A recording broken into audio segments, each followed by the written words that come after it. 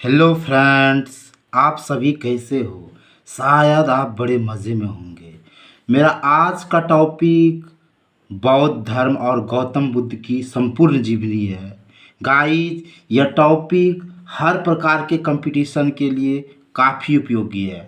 आप किसी भी प्रतियोगिता परीक्षा की तैयारी करते हो, यह टॉपिक आपके लिए बहुत खास है।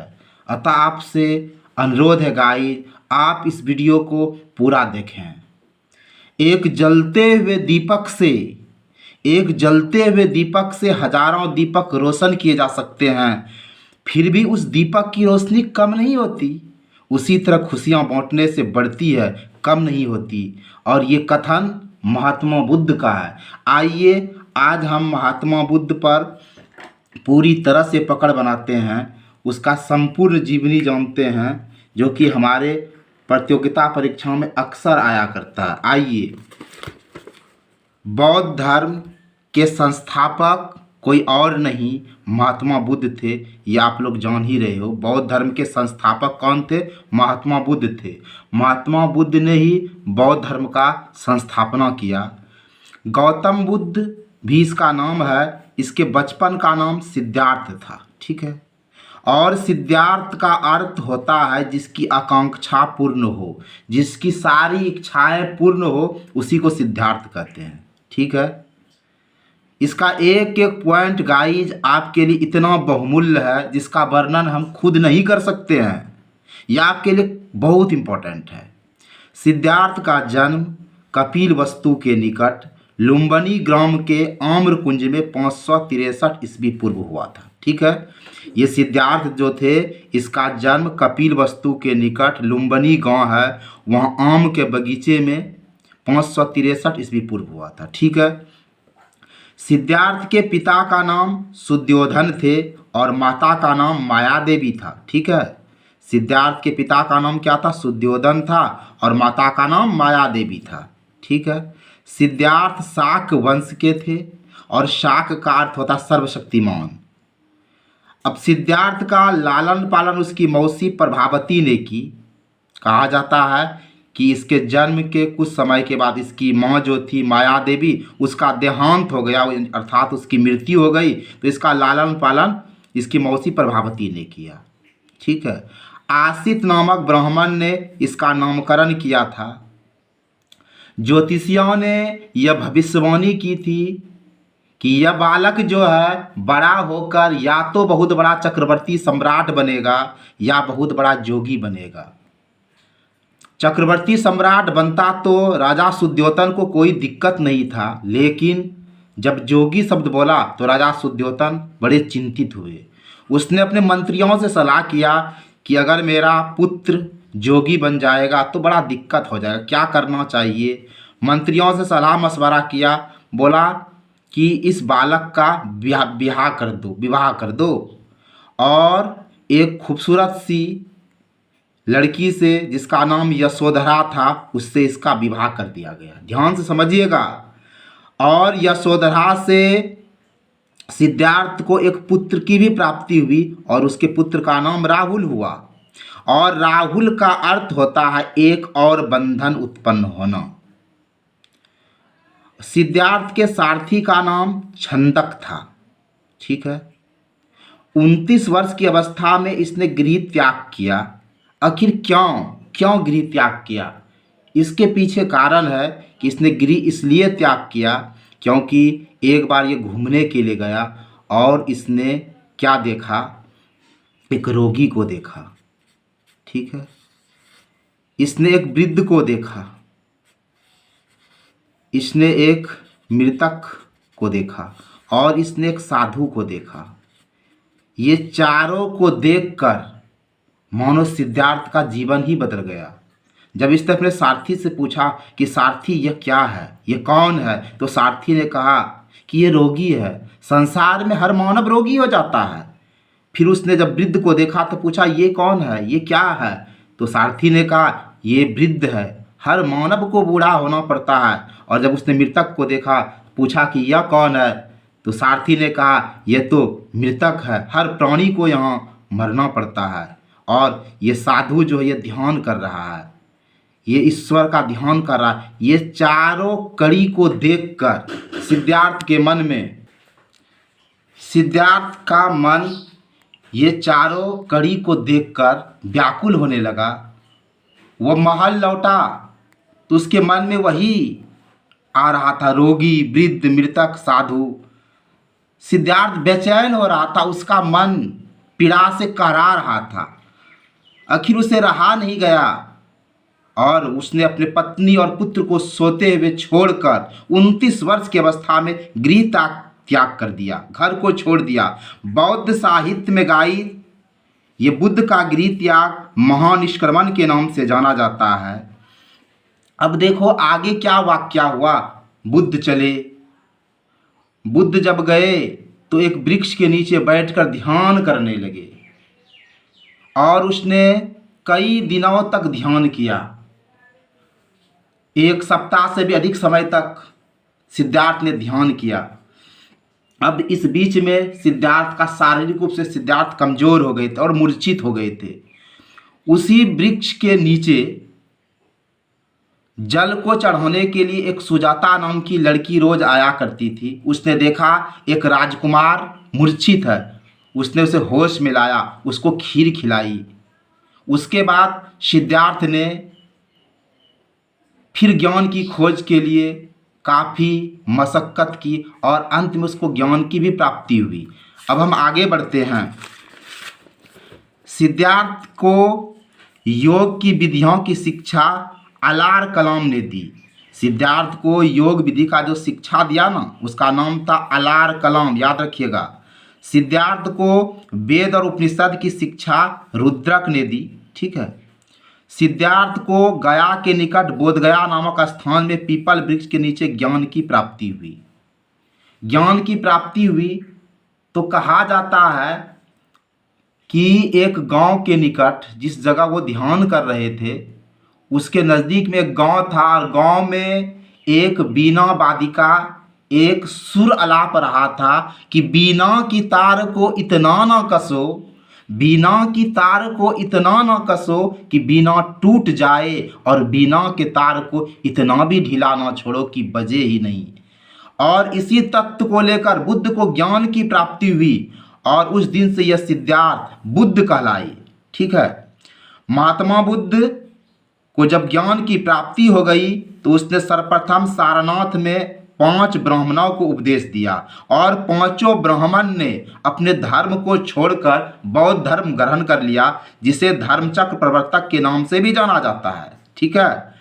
महात्मा बुद्ध शाक्य मुनि के नाम से भी जाने जाते हैं। इतिहास में महात्मा बुद्ध जो है, गौतम बुद्ध जो है, ये शाक्य मुनि के नाम से जाने जाते हैं। बौद्ध धर्म में 2 पंथ हुए, 2 संप्रदाय हो गए, महायान और हीनयान, ठीक है। बौद्ध धर्म के प्रमुख अंग बुद्ध संघ और धम्म है। बौद्ध भिक्षुओं के संगठन को हम लोग बौद्ध संघ कहते हैं, ठीक है। बौद्ध धर्म के पूजा स्थल को चैत्य मंडप कहा जाता है। महात्मा बुद्ध ने अष्टांग मार्ग के पालन की शिक्षा दी। महात्मा बुद्ध ने अपने अनुयायियों को कहा कि भाई 8 मार्ग अपनाओ, अष्टांग मार्ग जो कहलाया। महात्मा बुद्ध ने के मध्यम मार्ग को सर्वोपरि और आनंददायक बताया। बुद्ध ने कहा कि अपने जीवन को ज़्यादा कष्ट भी मत दो और अपने जीवन को ज़्यादा आराम भी नहीं दो, मध्यम मार्ग बताया। यानी बीना की तार को इतना भी ना कसो कि टूट जाए और बीना की तार को इतना भी ढीला ना छोड़ो कि बजे ही नहीं। बौद्ध भिक्षु के निवास स्थान को विहार कहा जाता है, ठीक है। अब हम आगे बढ़ते हैं। बौद्ध धर्म का प्रतीक चिन्ह देखो क्या क्या है। गृह त्याग जो है, अश्व घोड़ा से गृह त्याग, घर त्यागने का प्रतीक है। कमल और सांड से इसके जन्म का प्रतीक है। बोधि वृक्ष यानी पीपल से ज्ञान और पद चिन्ह से निर्वाण और स्तूप से मृत्यु, ये बौद्ध धर्म के प्रतीक चिन्ह है जो बौद्ध में काफ़ी प्रसिद्ध है। महात्मा बुद्ध ने 4 आर्य सत्य बताए कि दुख है और दुख का कारण भी है, दुख भी है और दुख का कारण भी है और दुख का अंत भी होता है।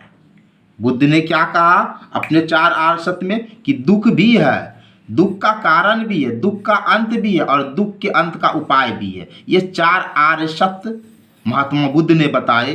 महात्मा बुद्ध का अष्टांगिक मार्ग जो है 8 मार्ग, ये काफ़ी फेमस है और इसका 8 मार्ग है सम्यक दृष्टि, यानी अच्छा दृष्टि रखो, तुम्हारा देखने का नज़रिया अच्छा हो। सम्यक संकल्प, तुम्हारे अंदर अच्छा संकल्प हो। सम्यक वचन हो, तुम्हारा वचन जो है बोली हो वो अच्छा हो। तुम्हारा कर्म सम्यक हो, अच्छा हो। आजीविका जो जो तुम्हारा रोजी रोटी का साधन है वो अच्छा होना चाहिए। सम्यक प्रयत्न, तुम्हारा कोशिश अच्छा होना चाहिए। सम्यक विचार, तुम्हारा विचार भी अच्छा होना चाहिए और तुम्हारा ध्यान भी सम्यक होना चाहिए। ये अष्टांग मार्ग गौतम बुद्ध ने बताया।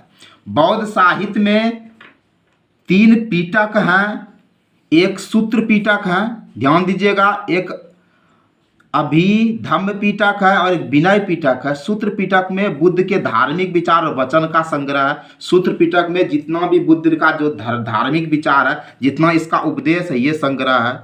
अभिधम्म पीटक में बौद्ध संघ को जो नियम बताया उसका वर्णन है और विनय पीटक में बौद्ध दर्शन का विवेचन है।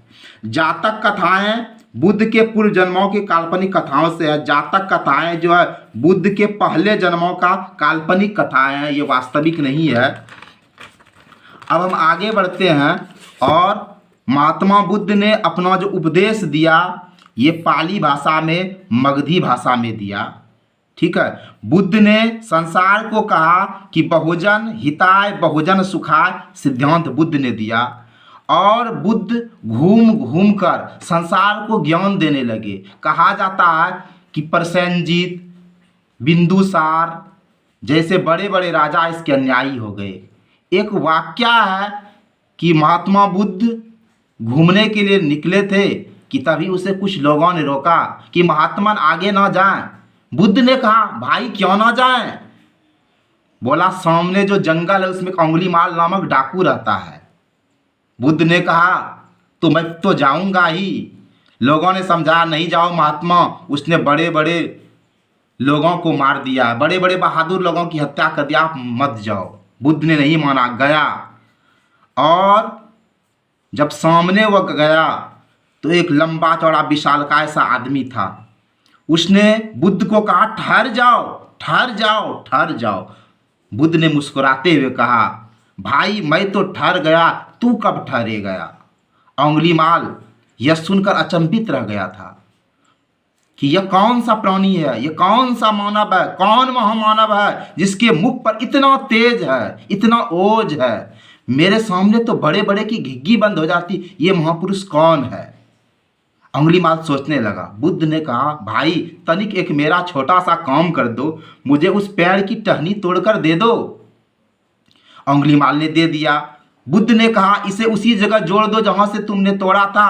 अंगुलीमाल ने ठाका लगाया, महात्मन कहीं पागल हो गए हो क्या? जो टूट गया वो जुट कैसे सकता है? तो बुद्ध ने मुस्कुराते हुए कहा अंगुलीमाल जिस प्राणी की हत्या तुम कर देते हो क्या तुम उसे जिंदा कर सकते हो? अंगुलीमाल के समझ में आया, उसका वो शिष्य बन गया। ऐसे ही कई वाक्याएं हैं बुद्ध का।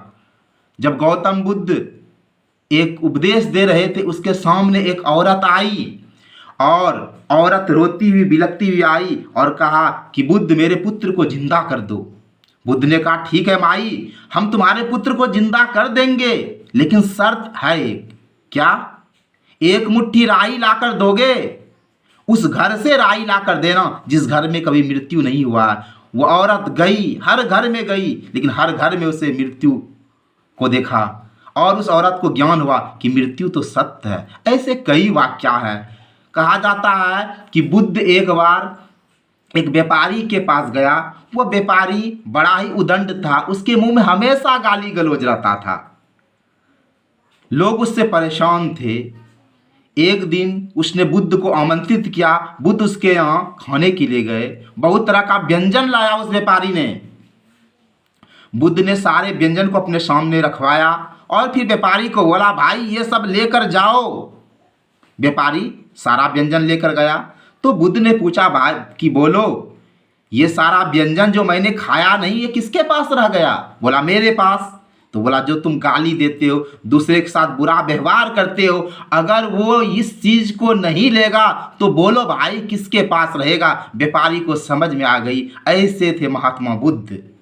और इसने बौद्ध धर्म के 10 सील दिए। उसने कहा अहिंसा, जीवों की हिंसा मत करो, जीवों की हत्या मत करो, सत्य बोलो, अस्तेय चोरी न करना, अपरिग्रह धन का संग्रह नहीं करना, ब्रह्मचर्य का पालन करना, नृत्य और संगीत का त्याग करना, सुगंधित पदार्थों का त्याग करना, असमय भोजन नहीं करना, कोमल सैया पर नहीं सोना और कामनी और कंचन का त्याग करना। इसने स्त्री से दूर रहने का सलाह दिया। संसार के परिवारजों का प्रथम संगठन ये बौद्ध संघ कहलाता है। ये महान मानव जिसे हम लोग बुद्ध के नाम से जानते हैं, इसकी मृत्यु 483 ईसा पूर्व कुशीनगर में हुई थी। बौद्ध धर्म के सर्वप्रथम अनुयायी बनने वाले 2 बंजारे थे, तपस्सु और मल्लिक। ध्यान दीजिएगा, विश्व में नारी को समान अधिकार मिले, इसका सर्वप्रथम प्रचारक महात्मा बुद्ध के एक परम शिष्य आनंद थे। बौद्ध धर्म अपने पूरे स्वभाव पर था। संसार में लोगों को लग रहा था कि दुनिया में बौद्ध धर्म बहुत अच्छा धर्म है। अब देखो, महात्मा बुद्ध का एक शिष्य था आनंद, और आनंद थोड़ा सा रंगीन मिजाज के थे, कहा जाता है ऐसा। और इसने महात्मा बुद्ध से कहा कि देखो, हमारे संघ में औरतों को भी स्थान मिलना चाहिए। वो औरत के समर्थक थे। बुद्ध ने समझाया, आनंद देखो, जिस दिन संघ में औरत आ जाएगा तो गड़बड़ हो जाएगा। आनंद ने नहीं माना तो बुद्ध ने उसे कहा ठीक है भाई, चलो आज के बाद से संघ में औरत भी रहेगा। लेकिन बुद्ध ने कहा सुनो आनंद, अब औरत आ गई है संघ में तो समझ लेना अब बौद्ध धर्म का पतन निकट है। और हुआ भी सच। जब से बौद्ध संघ में औरत शामिल हुआ तब से बौद्ध धर्म का पतन शुरू हुआ। तो महात्मा बुद्ध एक महान धर्म सुधारक थे, जिसने संसार को सत्य अहिंसा का पाठ पढ़ाया। और कहा जाता है कि बौद्धम शरणम गच्छामि, धर्मम शरणम गच्छामि, संघम शरणम गच्छामि। बौद्ध धर्म ने संसार में अहिंसा, शांति और सत्य की गंगा बहाई। इसीलिए महात्मा बुद्ध पूजनीय है। जय हिंद, जय भारत।